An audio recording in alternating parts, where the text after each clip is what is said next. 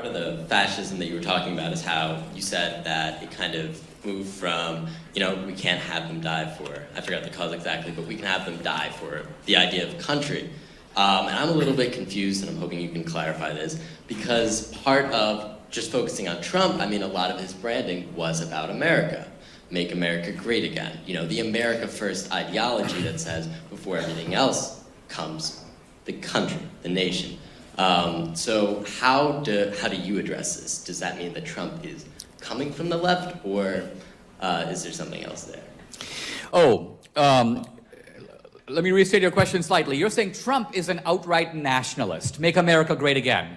Wasn't Mussolini an outright nationalist? Wasn't Hitler make Germany great again, right? That's the thrust of your argument, correct? Well, I'm not saying that explicitly that Trump's the fascist. I'm just saying that part of the argument there could be made that he has fascist tendencies. Yeah. So let me answer it this way. Nationalism is an ingredient of fascism, but it is not an exclusive ingredient of fascism. In fact, nationalism is an ingredient that you find across the political spectrum. Here's a really good example. Was Gandhi a nationalist? Yes. Gandhi thought about India wherever he was. If he's in South Africa, he thought about India. If he's in England, he thought about India. Che Guevara was a nationalist. Castro was a nationalist. Ho Chi Minh was a nationalist. Stalin was a nationalist. Stalin's slogan, socialism in one country. Even though Marx had talked about international socialism, Stalin's point was no. We're going to focus on what he called Mother Russia, right?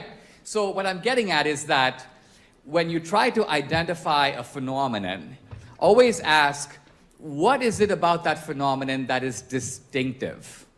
Not only what is characteristic, but what is distinctive, because that's going to define the phenomenon at its core, right?